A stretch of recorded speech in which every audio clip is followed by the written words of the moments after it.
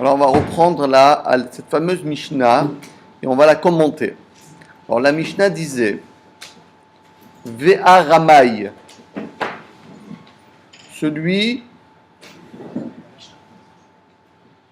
qui est connu pour être un homme malhonnête. On sait que cet homme-là, il a l'habitude, malheureusement, de pickpocket, de voler, il est pas net, on va dire, il est pas net. Alors, si on a devant nous une personne, bon, on ne sait pas, peut-être qu'il a fait tchouba entre-temps, peut-être il s'est amélioré, peut-être il a fait des choses qui ont fait, il a eu des événements dans la vie qui ont fait qu'il est revenu dans le droit chemin, dit la Mishnah, mais le fait qu'on n'a pas encore la certitude qu'il a fait une telle chose, Afalpi, même chez Afalpi, malgré le fait, chez Amar et Simanea, qui nous a donné les signes distinctifs, c'est-à-dire il nous donne exactement les bons signes pour définir exactement que cet objet, c'est son objet. Malgré tout, Arezé Loitenlo. La Mishnah est très très sévère. Elle nous dit, ne lui rend pas cet objet. Même s'il donne tous les simanim. Rappelez-vous les simanim, on avait dit, ou bien c'est la grandeur, la largeur, soit on avait dit l'endroit, on avait dit le poids, on avait dit toutes sortes de simanim qui font que c'est sûr que c'est lui, parce que c'est impossible qu'une personne qui ne l'avait pas sous la main, qui sache toutes ces choses-là. Malgré le fait qu'il a donné la totale, il a donné la totale de tous les simanim, on ne lui rend pas. Très sévère. Pourquoi ? Parce qu'on a vu dans la Mishnah, pourquoi ? Parce que la Torah veut qu'on ne rende l'objet que si on a une certitude que c'est la personne qui l'a perdu. Même s'il y a une chance sur 1000 que c'est pas lui, on ne le rend pas. Je ne le rends pas, parce que imaginons-nous que je le rends, et c'est pas le propriétaire. Qu'est-ce que j'ai fait moi ? J'ai fait du vol. J'ai volé l'objet du propriétaire de cet objet perdu, et je l'ai donné à une tierce personne. J'ai pas une mitzvah. J'ai pas une mitzvah dans ma vie de faire du vol. Moi, j'ai une mitzvah de rendre. Maintenant, si j'ai une chance sur 1000 de faire du vol, je fais pas. C'est quoi ? Laisse-moi tranquille. Je fais pas. Alors lui qui est un peu malhonnête, s'il a perdu un objet, il est sûr qu'il ne récupérera jamais son objet. Ah, bravo. Comment on va faire ? Très bien. Alors, qu'est-ce qu'il faut faire ? Il faut qu'il nous amène une preuve qu'il a fait tchouva. Comment on va faire ? On va voir tout de suite. Comment on va voir ? Ah, tu t'as dit, toi t'es malhonnête, tout le monde sait. Tu dis non, aujourd'hui ça y est, c'est bon. Maintenant, moi je dis la vérité. Ah bon, la vérité ? Prouve. Comment tu vas faire ? On va voir tout de suite. Tanoura Banan, voilà comment ça se passait. Barishona, au départ, Kolmi chez Abdalo Aveda, au départ, quiconque avait perdu un objet, n'importe quelle personne avait perdu un objet, qu'est-ce qu'il faisait ? Il donnait les simanim, il procurait les signes distinctifs, automatiquement la personne qui l'avait trouvé, je le rends. Facile. Tu donnes un siman, je le rends. Tu ne donnes pas de siman, je ne le rends pas. C'était simple. Mais malheureusement, Mishirabu Aramaim, on est dans une société où les gens, je ne veux pas dire ils mentent comme ils respirent, bien ils respirent comme ils mentent, je ne sais pas, dites-le ça. En tout cas, il y a très rare les gens qui disent que la vérité, uniquement la vérité. C'est très rare ça. Parce que regardez, même dans votre vie toute la journée, on ne dit pas exactement la vérité, on dit presque la vérité, mais des fois, on ajoute une virgule, des fois, on fait on va dire, une intonation dans la voix, une fois, c'est très difficile d'être le Emet, la mytho, Emet le Yaakov. Il faut être un homme on travaille, parce que c'est presque, on vit dans une société où tout le monde dit, c'est à peu près, on ne fait pas du exact. Et malheureusement, la Torah demande de nous d'être des hommes qui sont intègres, droits et qui ne disent que la vérité.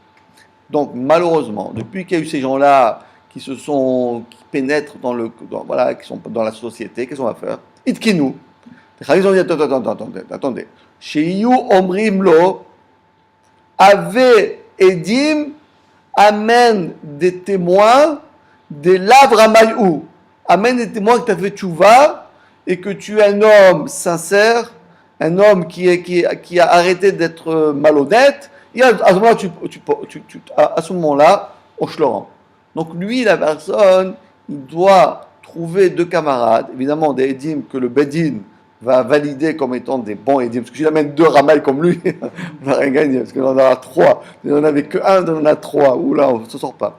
Donc des gens vraiment clean, des gens qui sont honnêtes, des gens qui sont reconnus comme étant des gens bien, et qui viennent dire oui, oui, vous savez, c'est vrai qu'une fois il faisait ça, mais maintenant, regardez, il a pris sur lui de ne plus faire ça, on peut vous témoigner, dans les 6 mois qu'il est avec nous, on le voit vraiment jamais, jamais. Donc on voit qu'ils vivent avec lui, c'est difficile de trouver ces édimes, hein. C'est pas, on n'en trouve pas dans tous les coins de rue, hein, des gens comme ça. Pour pouvoir témoigner sur quelqu'un qu'il est honnête, il faut qu'il connaisse ses comptes en banque aussi. Il faut connaître tous les détails. Bon, mais en tout cas, c'était la chose. Voilà la manière. Si tu t'es mal conduit, eh ben, il faut que tu nous amènes ce qu'on appelle Tshuva Tamishkal. Tshuva Tamishkal, ça veut dire, tu as fait une avéra, il faut que parallèlement, tu nous amènes une preuve que tu es revenu au bon chemin. D'accord? Vétol. Et à ce moment-là, tu pourras le prendre. C'est quoi et vétol? Non, des laves ramaï at, pas et. Tu n'es pas un ramaï, vétol et tu prendras. Des laves ramaï at. Ata, ça veut dire, comme c'est en araméen, hein, alors toujours, comme c'est en araméen, on dit at à la place. Parce qu'en hébreu, ata c'est masculin et at c'est en féminin. Mais en araméen, at et ata c'est la même chose. Il n'y a pas de masculin et féminin, et donc dans les deux cas, on dit at. Et quand on fait remonter à Barishona, ça fait remonter à quand le début? Ah, c'est très très bonne question. C'est à quel moment où il y a eu cette cassure quelque part. Alors il y en a qui veulent dire, des Mefarshim qui ont dit, c'était après la destruction du temple. Après, parce qu'il faut bien comprendre que le Beth Amikdash, c'était pas simplement un endroit où on faisait du folklore là-bas, et que les gens ils allaient fêter leur fête de Pessah, Shavuot, Sukkot. C'était le fait qu'il y avait le Beth Amikdash, il y avait la présence divine, il y avait les Kohanim, il y avait les Lévi'im, il y avait les Nevi'im, il y avait tout un roi HaKodesh. Donc les gens, en réalité, ils ne pouvaient même pas mentir. On était dans un système, comme la Gemara dit, dans Masechet, dans les Yerushalmi, dans Dmaï, que personne ne mentait. On avait peur de mentir. C'est-à-dire, c'est tellement Hachem était tellement omniprésent parmi nous qu'on ne peut même pas mentir.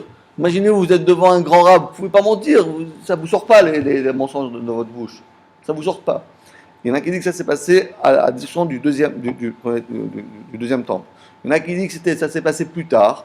C'était pas même après, parce qu'ils vivaient encore avec les... Encore. Il y en a qui disent que ça s'est passé au moment où, malheureusement, vous savez ce qui s'est passé. Après que le deuxième temple soit détruit, et que donc on était sous la domination des Romains, parce que c'était César, etc., à cette époque-là. Alors, qu'est-ce qui s'est passé? On avait encore parmi nous les Tanaïm. Il y avait Rabbi Akiva, rappelez-vous, Rabbi Akiva, il a vu le temple détruit, il a pleuré. Il y avait Rabbi Tarfon, il y avait Rabbi Yoshua, tous ces grands maîtres-là qui étaient là, et ils étaient immensément grands. Donc les gens aussi, du fait qu'ils côtoyaient ces personnes-là, ils avaient la crainte de l'Éternel. Alors que, il y en a qui disent que c'est ce moment où le dernier des Tanaïm, le dernier des maîtres de la Mishnah, a disparu, que malheureusement, les choses, ils ont basculé. Et puisqu'ils n'avaient plus de grandes figures dans le peuple d'Israël qui montraient la vérité absolue, donc les gens, ils ont commencé un petit peu à aller un peu à droite, après un peu chercher dans les autres civilisations, un peu faire ceci, un peu faire cela. Et donc malheureusement, ils sont arrivés à être malhonnêtes. Parce qu'il faut être vraiment malhonnête pour aller réclamer un objet perdu d'une personne qui a perdu. Bon, c'est vraiment, il faut chercher loin. Mais, que faire? C'est ça les deux avis.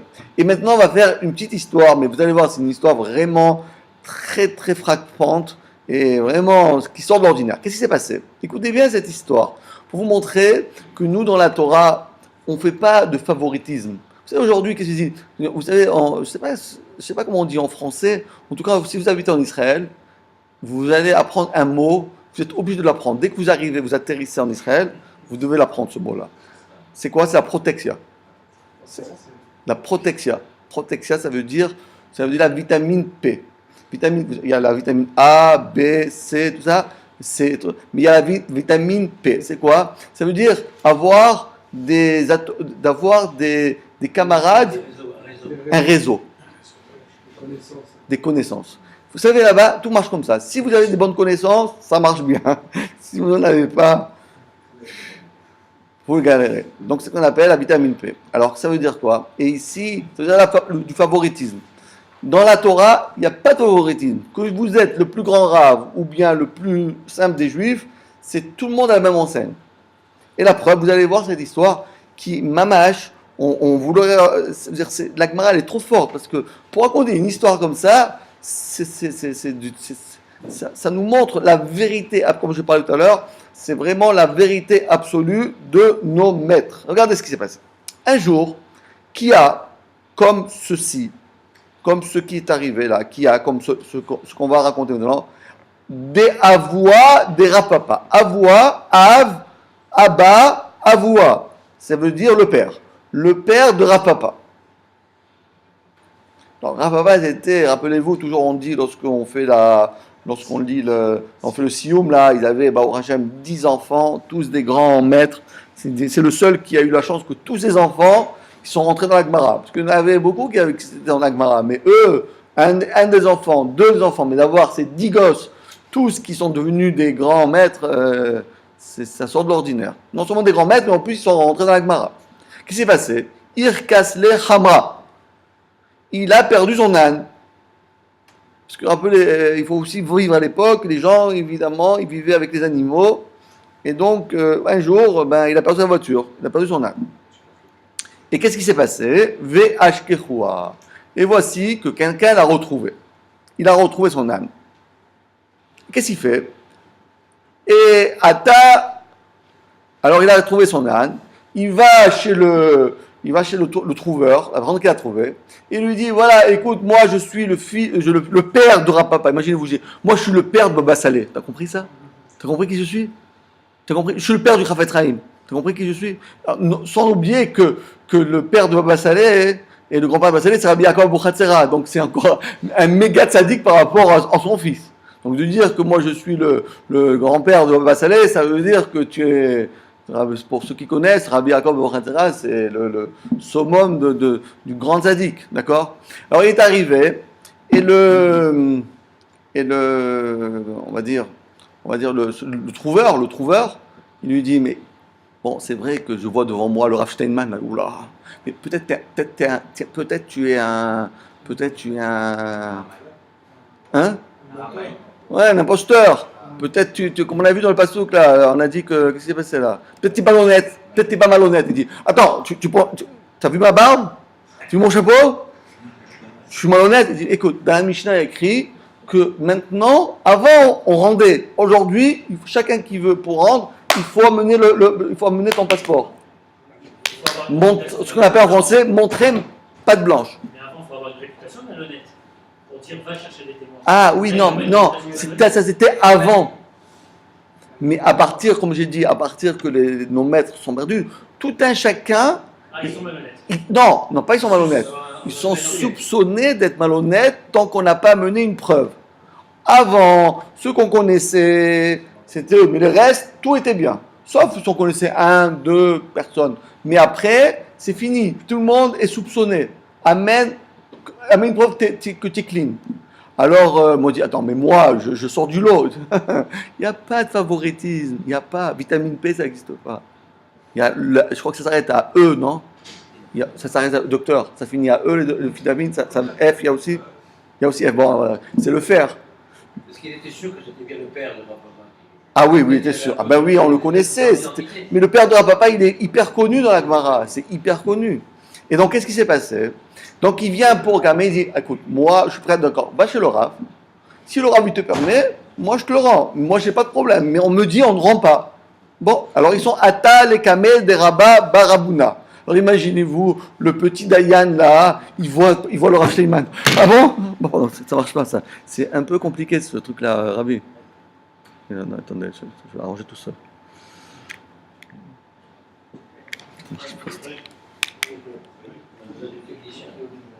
Ça marche pas tellement bien ce truc. Je sais pas comment ça marche. C'est bloqué. En tout cas, imaginez-vous un instant. C'est un peu compliqué cette fois. Ah voilà, c'est bon. Peut-être qu'on met un livre comme ça, peut-être. Ça c'est bien fait. C'est bon là? Il enregistre. Ah, il enregistre tout seul. Ok. Ah, ça veut dire qu'on Parce que moi j'ai un problème, c'est que quand moi j'étudie pas seulement avec ma bouche et mon tête. J'étudie avec mes mains, mes pieds, tout. Donc si vous me mettez trop de choses devant moi, ça va pas aller. Hein. Il y a un pied, Hein? Oui, c'est mieux avec ça. On peut prendre la distance. Qu'est-ce que vous dites? Ce que je voulais dire, c'est que on soupçonnait les gens, tous les gens d'être malhonnêtes, tous. Tous. Ouais, les gens les soupçonnent, mais pas, bon, a priori pas tous. Pourquoi on dit que c'est l'Europe, mais l'Europe ça veut pas dire tout le monde. Oui, C'est la oui, majorité. justement. Mais non, mais justement, parce qu'on va pas faire. Comment voulez-vous faire une distinction? Je veux dire, voilà, les gens qui ont une kippa noire, bon, les blancs, non, les trucs là, aujourd'hui on fait ça, mais à l'époque ils étaient sérieux. Aujourd'hui c'est pas sérieux.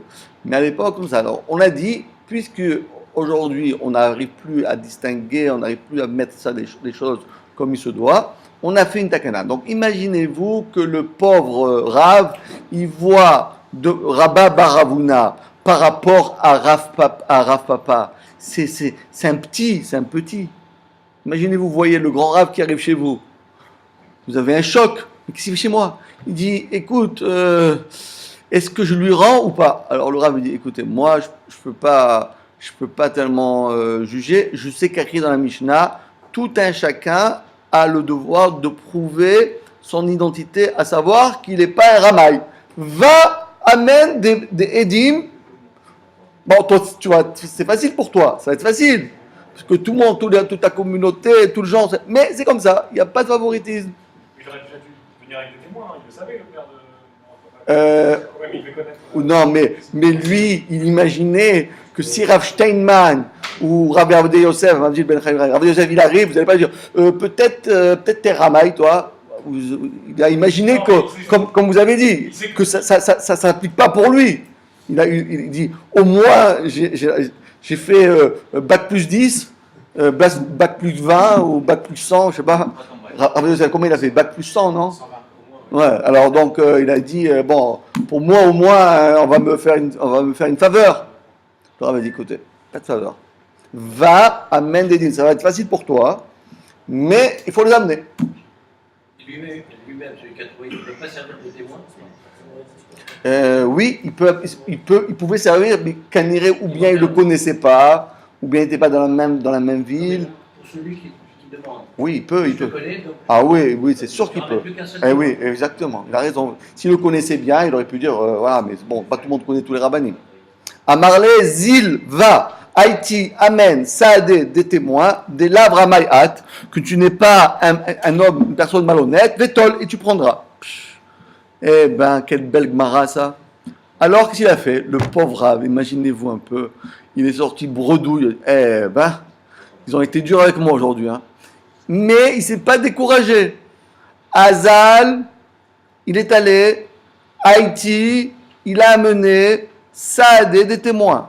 Moi, en vérité, j'aurais dit, zut et flûte et parachute. Ça veut dire, j'aurais déposé un amendement. Je dis, attendez, ça marche pas ça. Quoi, vous faites comme ça, vous me traitez? C'est quoi cette histoire-là? Vous me traitez de cette manière? Moi, je suis le père de Rapapa. Avoine de Rapapa, celui qui connaît la Gemara, on parle de lui tout le temps. Je veux dire, c'est quand même un peu tenu, les amis. Pas de favoritisme. Pas de favoritisme. Tu es le plus grand Rav, tu dois amener un témoin. Bon, qu'est-ce qu'il a fait? Il a amené 2 témoins parce que c'était facile pour lui. Et regardez le Rav, là, le petit jeune Rav, il a dit, oui, bon. Maintenant, je dois auditionner les témoins. Parce que vous avez 2 témoins, il faut que je pose la question. Bon, c'est vrai, maintenant je vois 2 personnes, j'ai compris que ça va être facile. Je dois auditionner les témoins. Alors, qu'est-ce qu'il a dit? Écoutez bien ce qui s'est passé. C'est trop rigolo. À Marléo, il leur a dit, Yad Itoun B, est-ce que vous savez des Ramayou? Est-ce que vous savez qu'il est malhonnête? Quoi? Vous dites sur le grand Rav, il est pas malhonnête. Donc eux, dans leur tête, lorsqu'ils ont entendu cette question, ils l'ont traduit, n'est-ce pas que vous savez qu'il n'est pas malhonnête? Parce qu'on ne peut même pas dire à quelqu'un, hein, un grand Rav, est-ce que vous savez, savez-vous si c'est une personne malhonnête? C'est pas ça qu'il fallait dire. N'est-ce pas que vous savez qu'il n'est pas malhonnête? Pas, est-ce que vous, on dit pas on dit dans la négative. N'est-ce pas qu'il n'est pas malhonnête? N'est-ce pas que vous pouvez témoigner qu'il n'est pas malhonnête? C'est la question qu'il fallait poser. Mais lui, il a dit, bon, je ne veux pas faire de favoritisme, je vais poser la question comme tout le monde. Savez-vous s'il est une personne malhonnête? Alors, qu'est-ce qu'ils ont répondu, eux? Ils ont répondu, ben oui. Mais oui de quoi? Alors, eux, ils ont compris que la question était la négative. Donc, eux, on dit, n'est-ce pas qu'il est un homme honnête? Ben, ils ont dit, ben oui. Mais lui, en réalité, le Rav, il n'a pas demandé cette question. Il a demandé exactement le contraire. Donc, alors, il a dit, ah ben, deux témoins qui témoignent que le grand Rav, il est malhonnête. Alors là, le Rav, il a dit, ben, c'est grave. Alors là, le Rav, il s'est énervé. Alors le père, il a dit, attendez. Quoi, vous dites sur moi que je suis malhonnête? Non mais vous rigolez les amis ou quoi? Moi je suis malhonnête? Attendez, vous dites sur moi que je suis malhonnête? Vous avez quelque chose à me reprocher? Alors il s'est mis en colère, il a dit, mais comment vous pouvez dire ça sur moi que je suis malhonnête? Amar Léo, Ana Rama'a, Ana, c'est moi le malhonnête? Alors, ils ont dit, non, Razvé Shalom, nous on a dit, Amroulé, Anan, Lavramai Ad Kamrinan. Nous, on a dit le contraire. On a dit que tu n'es pas Ramaï. Mais il y a une règle dans le Beddin que lorsqu'on dit quelque chose, on ne peut plus changer, tourner sa veste. Si vous êtes au Beddin, si un jour vous allez comme témoin dans un Beddin, et on vous pose une question, et vous avez répondu par le positif ou par le négatif à une question, vous pouvez dire, non, je me suis trompé, je voulais dire le contraire. Il n'y a pas de trompé. Il y a la Torah, qui van guide, choumeno choser ou magid. T'as dit. Avant, écoute bien, ouvre tes oreilles, et réfléchis, tourne 7 fois la langue dans ta bouche, et ce que tu dis, ça va être Kadosh Kodashim. Kadosh. Tu ne changes pas. Non, je me suis trompé, je voulais dire, mais je peux. Alors, tu voulais dire, dites-le. Mais tu ne l'as pas dit, tant mieux pour toi. Il y a un din dans la Torah, on ne peut pas changer. Donc eux, ils ont dit oui, mais ils ont répondu à quelle question? N'est-ce pas qu'il est malhonnête? Alors qu'ils ont compris, n'est-ce pas qu'il est honnête? Mais eux, ils ont compris, n'est-ce pas qu'il est malhonnête? Il a dit oui. Donc c'est-à-dire quoi? Oui, il est malhonnête. Mais eux, ils ont compris, n'est-ce pas qu'il est... Eux, dans leur tête, ils n'ont même pas pensé un instant qu'ils allaient poser cette question. Donc ils ont répondu immédiatement tellement ils étaient gênés. D'accord? Donc ils ont répondu, n'est-ce pas qu'il est honnête? Il dit, oui qu'il est honnête. Mais le Rav, il n'a pas posé cette question. Le Rav, il a dit, n'est-ce pas qu'il est malhonnête? Oui, il est. La question, il va te poser. Elle est ambiguë, donc vous avez raison. Mais pour une personne, on va dire le commun des mortels, c'est ça la question qu'il faut les poser. Donc il n'a même pas changé, même la question, il n'a même pas changé par rapport à la sommité qu'il avait devant lui. Alors, qu'est-ce qu'il a fait? Le Rav a dit, oh là là, mais c'est pas possible. Quoi? C'est-à-dire que moi, le Beddin, je vais dire de ce Rav-là, qu'il est un malhonnête. Je vais craquer là, parce qu'ils vont me massacrer. Je sors du Beddin, je vais recevoir des tomates, ou je vais recevoir des œufs sur la figure. Ah, il a dit, mais j'ai trouvé le système. C'est vrai que dans la Torah, il est écrit Kivan Shegit, Shuveno Choser Magid. Mais là, ça voudrait dire quoi? Moi, je lui ai dit d'aller chercher des témoins qu'il est honnête. Et lui, il a amené 2 témoins.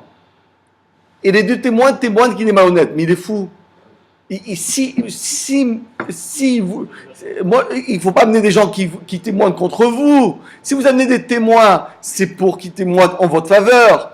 Pas qui témoignent en votre à votre charge. Donc c'est sûr et certain qu'ils ont mal compris la question. Pourquoi? Parce que j'ai une preuve qu'ils ont mal compris la question. Parce qu'eux, ils peuvent pas changer. Ils peuvent pas changer. Parce qu'on les croit pas. Mais moi, j'ai une preuve qu'ils ont mal compris. Pourquoi? Parce qu'il y a Chazaka, Mistabra, il y a une Zvara, il est vraisemblable, il est plausible. L'omaïte inish chovata lenafshe. Un homme n'amène pas. L'omaïte, ça veut dire amener. Inish, un homme. Chovata, c'est un chov. On va dire un témoin qui sont à son détriment, qui va lui amener les nafshe à lui-même. Donc, du fait, c'est pas plausible que quelqu'un qui veut se défendre amène des témoins et les témoins le chargent. Possible. Donc c'est sûr et certain que ce qu'ils ont voulu dire, c'est non. Ou bien qu'ils n'ont pas bien compris la réponse.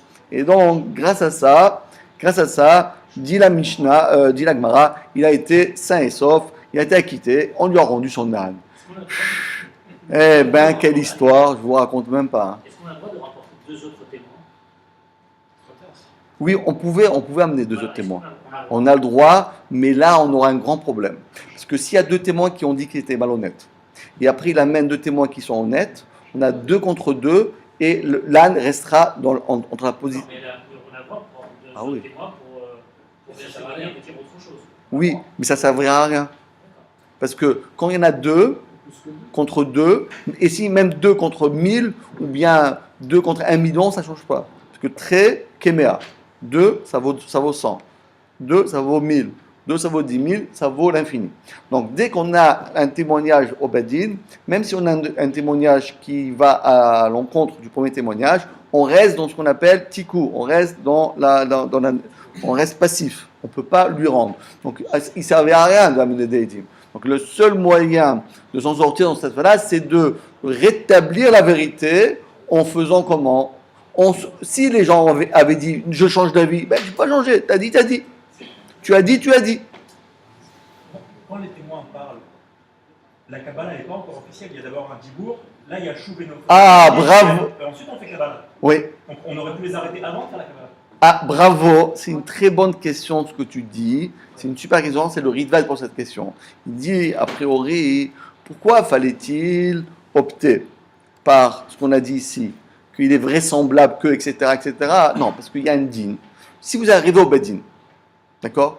Et vous arrivez au Badin, et vous témoignez, et torquedé dibour, immédiatement après, d'accord? Immédiatement après, vous dites, ah ouais, je voulais dire ça, vous avez le droit. La même chose, je prends un exemple. Si vous êtes en train de dire, Baruch Hashem, Akel Akadosh, et c'était Aseret Metchouva, Amelar Akadosh, vous avez le droit de vous reprendre. Donc il y a torquedé dibour, qui est dibour d'ami. Donc le Beddin, il ne valide la déposition des dîmes que pas lorsqu'ils ont terminé de parler. On leur laisse encore un laps de temps pour pas de réflexion, pour avaler leur salive, pour activer, pour être sûr qu'il n'y a pas eu un vice de forme dans leurs paroles. Donc a priori, c'est ça qu'il aurait dû dire.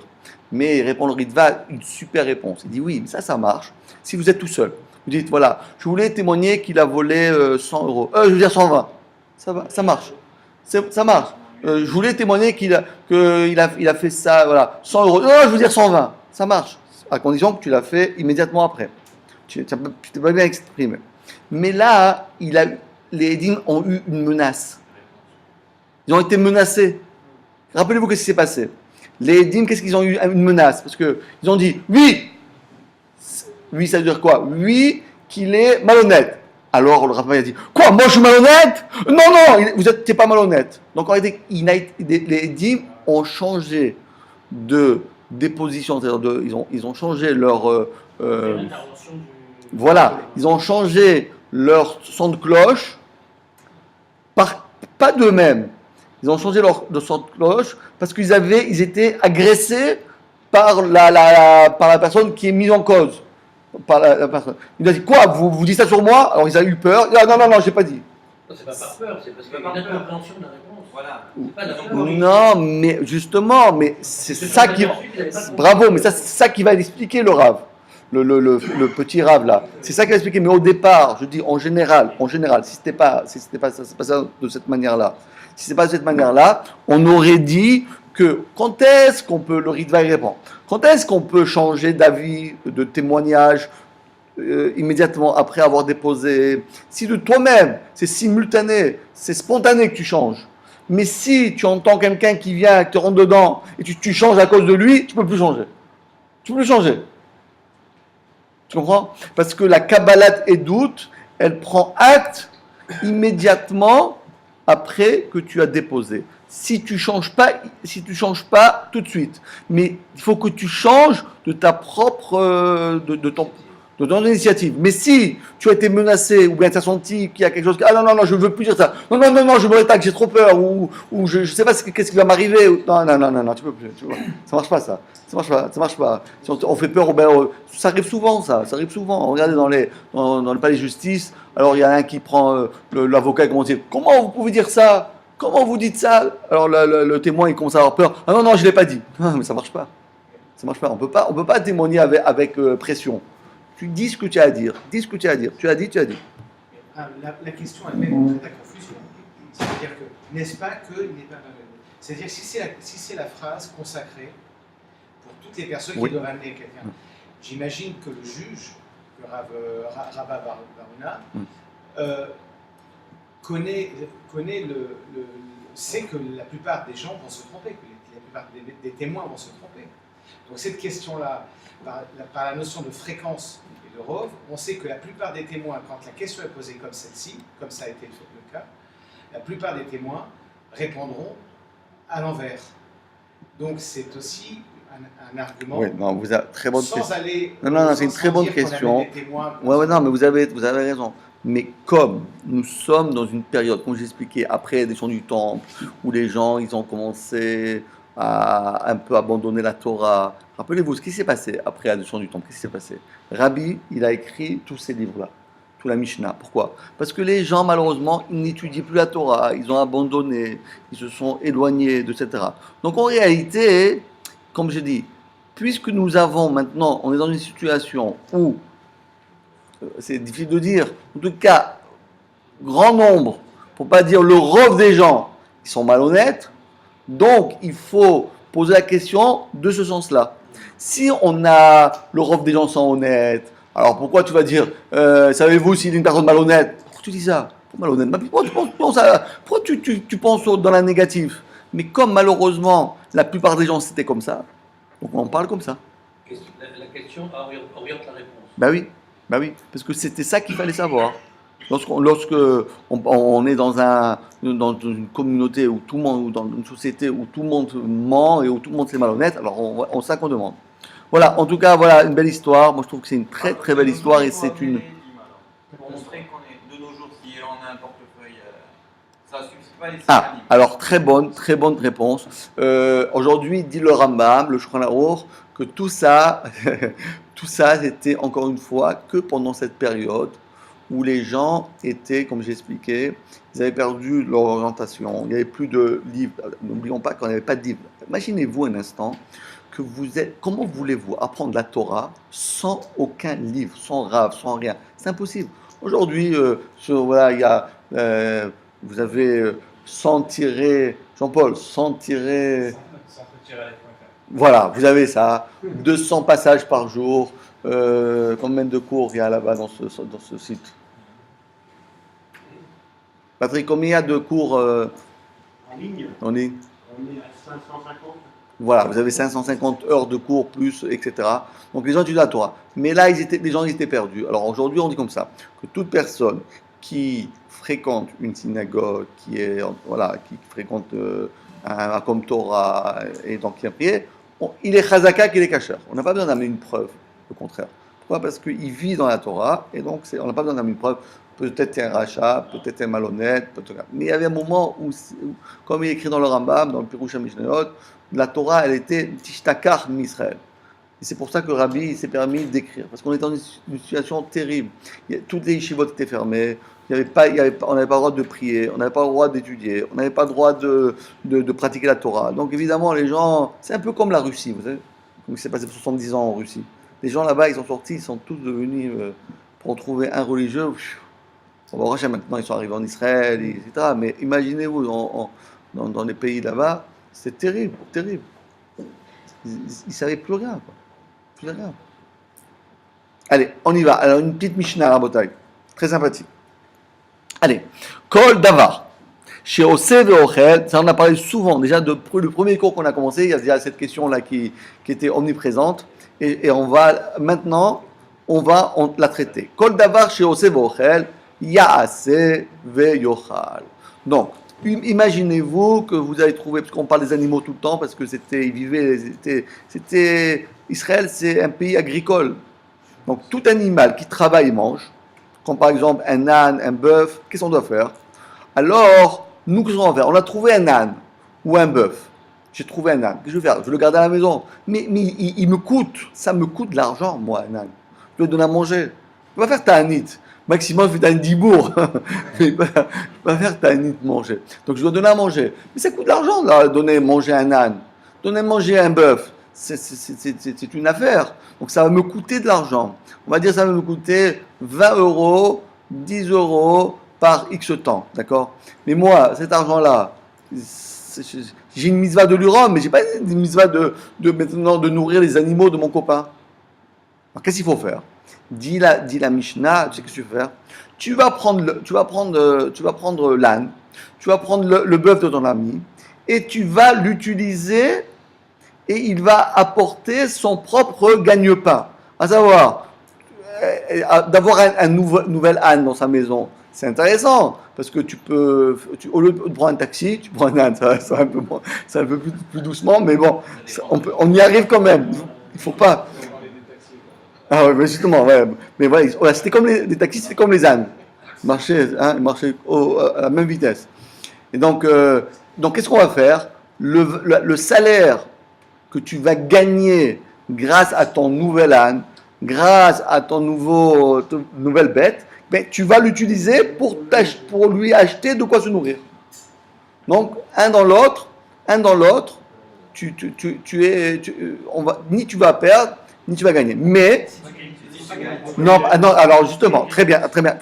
Maintenant, et si tu as gagné, parce que tu n'as pas besoin de le faire travailler 12 heures, par exemple, on va dire 12 heures, ça revient 50 euros par jour, ben, et toi tu n'en as besoin que 10, tu le fais travailler 1 heure, et voilà, et après tu le laisses dans les tables. Parce que n'oublions pas que là, les Chachamim, encore une fois, nous dit, tu as trouvé l'âne de ton ami. D'accord? Tu as trouvé l'âne de ton ami. Moi, j'aurais dit, ouf! Non, tu dois le prendre et travailler. Parce que c'est vrai que tu vas gagner de l'argent pour payer l'âne. Mais de le faire travailler, ça coûte aussi, ça demande aussi un effort quelque part. Moi, j'ai pas le temps de m'occuper de l'âne de mon copain. J'en ai rien à faire des ânes, moi. Moi, je suis PDG de Renault, tu comprends ça? Je ne peux pas m'amuser avec les ânes. Donc ça veut dire quoi? Non. PDG, imaginez-vous, le PDG de Renault, il va prendre son âne, travailler pendant un truc pour gagner 10 euros. Eh oui, c'est ça la mitzvah.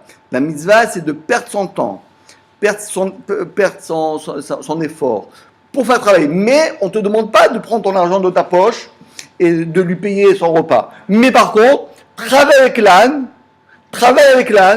fais en sorte que tu vas recevoir de l'argent et tu vas payer de quoi le nourrir. Mais tu es obligé de le faire, ça. Tu es obligé. Mais si on veut le nourrir gratuitement. Ah ouais, ben, tu vas voir ça. Maintenant, pourquoi on a fait ça? Pourquoi on a fait ça? Vous savez pourquoi? Parce que moi, j'ai rien à faire. Moi, j'ai pas le temps. Vous savez, j'ai pas le temps. Vous savez que je vais faire? Moi, je vous conseille. Moi, j'aurais conseillé, vous savez quoi? Je prends l'âne. Combien ça coûte un âne? Combien ça coûte un âne? On va coûter. Tu connais en âne, combien ça coûte? 5 000 euros. Comment c'est? Un poney, comment ça coûte? 1000 euros un poney? C'est pas cher tellement. En tout cas, voilà, imaginez-vous. Moi, j'aurais proposé, qu'est-ce qu'on fait? On prend l'animal, on le vend à 1000 euros, et je mets les 1000 euros dans ma poche, dans la banque, dans un coffre-fort. Lorsqu'il vient, je dis, voilà, écoute, ton âne, ou ton âne, voilà, les 1000 euros, achète-toi un autre âne. Moi, je veux m'amuser à le sortir tous les matins. J'ai un chien, je veux le sortir le matin, je dois faire ceci, je dois faire cela.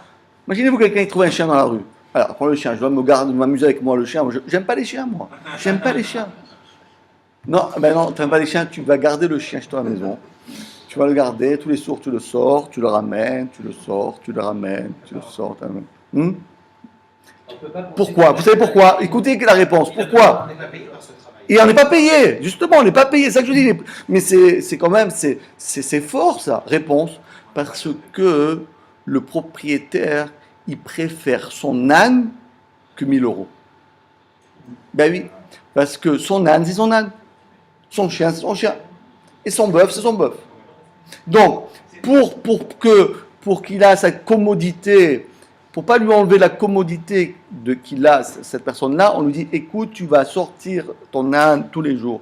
Allez, 1 fois, 2 fois, 3 fois, tu vas le faire travailler, tu fais ça. Bon, évidemment, alors tu vas faire en sorte que l'argent qu'il ramène, ça va de quoi le nourrir. Mais le travail, tu vas le faire. Et gratuitement, tu vas le faire. Gratuitement, tu le fais. Gratuitement, c'est gratuit. Et quand il revient, tu lui ramènes l'âne. Alors, mais dis, attends, combien de temps je dois garder l'âne? 1 an, tu gardes l'âne. Pendant 1 an, tu vas faire ça. Pas 1 minute. 1 an. J'en peux plus, moi, avec cette âne. J'en peux plus. J'en peux plus. Il me rend fou, là. Imaginez-vous, je vous amener à nuit, je vous amener un âne. Il faut le faire monter au 3e étage. Mais je n'aurai rien à faire avec un âne. Eh oui, c'est comme ça. C'est un mitzvah. Vous avez compris maintenant c'est quoi une mitzvah? C'est pour l'animal et pour les autres objets. Ah, parce que alors très bien. Alors on va voir maintenant, c'est ce que la Mishnah va dire, que il y a certains, on doit les garder 1 an. Il y en a d'autres 3 mois. Il y en a d'autres 6 mois. Il y en a d'autres 3 jours. On va voir suivant l'importance de l'animal, parce que par exemple un homme il est très attaché. Pourquoi? Parce que il le connaît. Parce que comme un cheval, il connaît son maître. Exactement. Eh oui. C'est une punition parce que notre punition de 2014, c'est la mitzvah de la Torah. On croit que c'est une punition, mais tu fais une mitzvah, tu fais du chesed, tu fais du bien-être à ton camarade. Pour nous apprendre la valeur du bien d'autrui aussi. Pas tellement le bien de l'autrui, pour que tu saches que si ton frère, pour pas qu'il ait de la peine, fais tout pour que lorsqu'il va le retrouver, pour le moment il a eu de la peine de l'avoir perdu. Surtout si toi aussi tu as perdu. Et voilà, exactement. Et le jour où toi tu as perdu, On l'a vu ça. et le jour où toi tu as perdu, tu n'aurais pas voulu que les gens te le fassent, ben fais-le pour qu'ils te le fassent. Mais cette mitzvah-là, c'est une mitzvah, en vérité, on voit d'ici, quand on étudie la Gemara, on dit, ouais, achète un Veda, bon, on le prend, le grand, c'est facile comme du beurre. C'est pas facile. C'est pas facile, ce comme mitzvah. Parce qu'il faut vraiment aimer son prochain comme soi-même. Ça, c'est Va'avta Kamocha. Tu dois aimer ton prochain. Et donc, tu dois t'occuper de son chien pendant 1 an, alors que toi, tu n'aimes pas les chiens. Tu n'aimes pas les chiens. Je déteste les chiens. Tu dois t'occuper de lui pendant 1 an. Sortir, venir, pendant 1 an. Genre là, Au bout d'un an, au bout d'1 an, tu le vends. Tu le vends. C'est attaché après. Ah ouais. Ouais, ça c'est pas mal, il s'attache au chien de l'autre. Non mais ça, non, ça. Mitzvah. La mitzvah, ça n'a pas de prix et ça n'a pas de, l'effort qu'on fait pour une mitzvah, ça ne compte pas. Ça ne compte pas. C'est naturel de faire ça pour son frère. Imaginez-vous que c'était votre frère. Si c'était votre frère qui avait perdu, vous l'aurez pas fait ça? Si votre fils il a perdu quelque chose, vous ne faites pas ça? Non, un âne. Non, parce qu'on sait qui c'est. Si c'est votre fils qui a perdu, hein? C'est qui c'est. Ah ouais, non, mais je veux dire, non, mais parce que la Torah, elle veut qu'on considère notre prochain comme son frère. Comme son frère. C'est exactement la même, pour que vous compreniez bien, tant qu'on a bien expliqué, vous allez bien comprendre cette mitzvah qu'en vérité, c'est quelque chose de fou. C'est une mitzvah aussi qu'on ne comprend rien. D'ailleurs, c'est la suite de Baba Metzia. C'est lorsque on va prêter de l'argent. On prête. Alors là, par contre, j'ai pas utilisé mon portable et ça s'est éteint. Et c'est exactement. Je l'ai mis ici. Je l'ai fait comme ça. Tout va bien. Vas-y. Il est réglé comme du papier musique. Hein. Tous les mardis soirs, il vous fait la même chose à la même heure. À la même heure, il s'arrête. Voilà. Ah ouais, c'est incroyable. Je vous dis par exemple, cette mitzvah-là, de prêter sans intérêt. C'est un truc, c'est même pas imaginable. Pourquoi? Parce que toute la société, le business dans le monde entier, ça fonctionne sur des profits. C'est ce qu'on appelle. Comment ça marche? Toutes les banques, comment ils gagnent leur argent les banques? Ben, c'est le ribit. Parce que si vous leur enlevez le ribit, ben, ça marche pas. Donc c'est cette cote-là. Et Hachem, qu'est-ce qu'il dit? Hachem dit, tu vas prêter 100 000 euros. 200 000 euros, pas 10 euros. 10 euros, bon, je te prête 110 euros. Moi, j'ai besoin de 1,2 million pour acheter ma maison. Je veux acheter une maison. 1,2 million.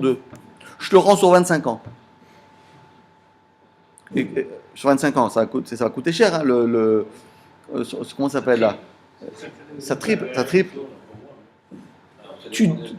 Ouais, le taux d'intérêt. Eh bien, tu vas lui prêter 1,2 million gratuit sur 25 ans. Sauf si on sait qu'il est malhonnête. Ah oui, évidemment. Quand tu vas lui rendre 5,2 millions, ça sera plus du tout la même valeur. Ah, ça c'est une très bonne question. C'est une super bonne question. Mais la Torah dit l'argent garde toujours sa valeur. C'est vrai qu'aujourd'hui, par rapport aux autres monnaies, puisqu'on a un système de monétaire, etc. La baguette, elle coûte plus cher. Alors avec 100 euros, tu fais moins. La quoi La baguette ou n'importe quel bien de consommation, il va coûter plus cher dans 25 ans. Exactement. Avec ces 1,2 million, il pourra acheter moins de choses. Et c'est vrai. Ça, c'est tout à fait vrai. Mais la Torah considère que là, comme on apprend dans Perek Hazahav, Tiva, c'est Tiva. Péré, c'est Péré. Tiva, ça veut dire la monnaie ne change pas. La valeur de tous les aliments, etc., de tous les produits qui existent au monde, eux, ils varient. Mais l'argent, c'est quelque chose qui ne bouge pas. C'est vrai qu'on a moins de pouvoir d'achat, mais le pouvoir d'achat, il n'est pas important par rapport à la Torah. Sur la Torah, je vais te prêter 100 euros, tu me rends 100 euros. 100 euros, c'est égal à 100 euros. Aujourd'hui, demain ou dans 100 ans, c'est toujours les mêmes 100 euros. Et donc, mais en tout cas, ce qu'on voit d'ici, c'est que la Torah nous demande de faire un effort surhumain. Tu sais pourquoi? Parce que c'est ton frère. Attendez, si votre fils ne me demande, papa, écoute, je veux acheter une maison, tu ne me prêtes pas? Tu vas dire, non, mon fils, je te prête, mais tu me rends 3 fois plus. Tu dis à ton fils? Tu vas dire ça à ton fils? Dis, papa, écoute, je viens de me marier, Mazal Tov, voilà, c'était bien le mariage, voilà, c'était un super mariage et tout. Tu me prêtes un peu d'argent pour je veux m'acheter ma maison. Il te dit, oui, mon fils, je te prête, ma condition que tu me rends 3 fois plus. Il n'y a même pas l'idée de quelqu'un de dire ça. Eh bien, c'est ça que la Torah dit. Ton frère que tu connais pas, hein, c'est pas un copain. Ah ben, un copain, c'est normal. Un bonhomme, il arrive, vous pouvez pas me donner. Bon, évidemment, on parle d'un d'honnête, sinon ça marche pas. Il faut avoir des certitudes qu'il a un petit bien, parce que sinon ça marche pas, on s'en sort plus. Hachem, il dit, tu lui prêtes sans intérêt. Ici aussi, Hachem, il dit, tu prends son objet et tu fais attention à cet objet-là. Comme si c'était un objet qui t'appartient à toi. Et donc, continuons, on finit la Mishnah. Mais les choses on ne peut pas tirer profit de son travail, de leur travail, eh ben, on le vend immédiatement. Chez Neymar, parce que dans la Torah il y a écrit Vehachevotalo et rends-le lui. Ça veut dire quoi rends-le lui? Rends-le lui comme lui le désire. Comment toi t'aurais voulu retrouver ton objet? Comment t'aurais voulu retrouver ton objet? Moi je veux retrouver mon objet. Oev Adam Kavshelo, Yoter Mitisha Kabim Shel Chavero. Un homme il préfère ce qui lui appartient, il est habitué, il a son truc, il est habitué à vivre avec, donc il veut retrouver ce qu'il a perdu. Et donc Hachem lui dit, rends-lui, c'est quoi rends-lui comme il le désire. Ah, Maïe Bedamim. Et maintenant, imaginez-vous un instant. Maintenant, on avait un animal ou un objet qui ne pouvait pas produire. Et donc, qu'est-ce qu'on a fait? On l'a vendu. On l'a vendu 1 000 euros. On avait un poney, 1 000 euros. Ok. Ce 1 000 euros-là, qu'est-ce que je fais avec? Est-ce que je le mets dans la banque et j'attends qu'il vienne pour le dépenser, ou bien je peux momentanément l'utiliser? On a deux avis. Rabbi Tarfon Omer Yishtamesh Bem. Il a quand même le droit d'utiliser cet argent-là. Parce que de toute façon, de le mettre dans une banque, il y a des banques en Israël, ça ramène rien. Ça vaut pas la peine de les mettre là-bas. Surtout si c'était des banques de l'époque. Il n'y a pas de rébit, donc tu peux mettre de l'argent. Alors tu sais quoi? Tu prends l'argent, tu l'utilises, et lorsqu'il vient, tu lui rendras les 1 000 euros, peu importe. Des féchars. Mais attention, si tu perds les 1 000 euros, qu'est-ce que tu fais? Hayab Achayutan. Tu es responsable. Pourquoi? Parce que le fait que tu les as utilisés, Donc tu es comme, entre guillemets, tu es devenu même le propriétaire de cet argent-là. Donc tu l'as perdu, tu dois rendre, ce que tu as utilisé. C'est Dafka Abdou, alors c'est que ça peut être comme Shoel. Comme Shoel. Ah donc ça plus Onès. Même Onès. Comme la Gemara va dire ça va être la semaine prochaine. C'est une très bonne question. La Gemara va dire, qu'est-ce qu'il va dire? Rabbi Akiva Omer, lo yishtamesh b'hem. Rabbi Akiva dit, non, c'est pas à toi. Qu'est-ce que je vais faire avec? Tu les mets, tu enlèves, tu creuses un trou et tu les enterres, tu les mets dans ton coffre-fort, personne ne touche. Il fait rare. Et donc, puisque tu n'as pas tiré profit, donc tu n'es pas un Shoel, et donc c'est pas Shoel, im Abdou, si tu les as perdus, c'est pas ma faute. Moi, je les ai bien gardés. Si maintenant la Banque de France a été cambriolée, ben moi je peux rien faire. Ça c'est la vie de Rabbi Akiva. Et voilà. Et on termine avec ça, Gemara ou Leolam. Combien de temps doit-il garder ces animaux? Amar Rav Nachman Amar Shmuel Ad Shtem Esrei Chodesh. Pendant 12 mois, comme on a dit tout à l'heure, 1 an, on doit garder ces animaux. Pourquoi? De peur qu'il va venir, le pauvre bonhomme, il va dire, oh, où est mon âne, où est mon cheval, où est ceci, où est cela. Voilà, il est là. Voilà. Et donc pendant 1 an, je dois m'occuper. C'est une mitzvah extraordinaire. On apprend d'ici Avat Israël. Ça, c'est le vrai Avat Israël. Ça, c'est aimer son prochain comme son homme. Ça, c'est vraiment aimer quelqu'un. Parce que pour l'aimer comme ça, de pendant 1 an travailler comme un serviteur pour l'autre, ça, c'est vraiment que tu l'aimes. Est-ce qu'on l'aime vraiment? On fait la mitzvah. Est-ce qu'on l'aime vraiment ou c'est parce qu'on aime la mitzvah? C'est vrai, oui, mais la mitzvah, on aime évidemment parce qu'on aime la mitzvah, mais la mitzvah nous demande d'aimer l'autre et de faire ce que lui désire. C'est pas évident. Hein. Ah oui. C'est pas évident quand vous avez à sortir tous les jours là le chien. Vous dites, J'en ai assez de Ah ouais, je connais même pas. je donne un coup de pied au chien, je dis, ah non, t'as pas le droit de frapper le chien. Non, le tien, tu peux faire ce que tu veux, mais celui-là, tu peux pas faire. Celui-là, c'est ton frère. Ouais. Allez, Chazak, les amis. Je regarde pas tout le temps, l'argent, je regarde toujours. L'argent, je le garde de sa vie. Toute sa vie, il faut le garder. Chazak, bravo. La semaine prochaine, vous êtes là? Qu'est-ce qui se passe? Messieurs, pour information, on dit aujourd'hui maintenant 7 de date, d'accord, le 9 mars, c'est-à-dire le 7 Hadar chez nous. Il faut absolument que vous gardiez cette date dans vos agendas respectifs. Est organisé à Yom HaTalmud, vous connaissez pour certains. Donc c'est une journée qui est organisée à partir de 10 et ce jusqu'à 18h avec le repas, les gardes d'enfants. Et pendant toute la journée, nous étudions la Gemara et en particulier, on reviendra pour ceux qui ont vu déjà l'année dernière le côté Megillah, on va revenir sur 2 prakim, sur le Pérec 2 et le Pérec Shlishi. Et donc c'est le Rav qui animera toute cette journée avec le Rav Végon Razavid. Et cette journée est organisée pour la réfoua chez les mâles du Rav de Savitru. Voilà, Chazak. Alors, attendez un instant, vous êtes là la semaine prochaine? Qui c'est qui est là? Qui est là? Hein? Vous n'êtes pas là? Vous n'êtes pas là? Vous êtes là? Vous n'êtes pas là? Vous êtes là? Alors, ça va, on continue. Alors, c'est bon. Il y a cours. C'est bon. Alors, voilà pour vous, je vous envoie par mail un lien avec toutes les sauvegardes que j'ai pu faire. D'accord? Je vais vous l'envoyer par lien parce que visiblement la clé va mettre beaucoup de temps à télécharger. Donc par contre, vous aurez, à partir du moment où vous aurez mon mail, vous aurez 15 jours pour tout télécharger avec votre disque dur à la maison. 15 jours. Voilà, 15 jours et après ça disparaît. Ah oui, d'accord. Ça vous va? Impeccable. Voilà, donc normalement j'ai pu prendre peut-être on va regarder les formats.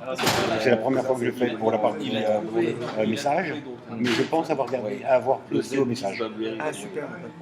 Le problème, c'est que celui-ci, il a trouvé. Et dedans, quand il a ouvert, il y a pas de... Non, je parlais avec un copain, je me demandais... Une question rapide, 2 secondes, parce qu'on dit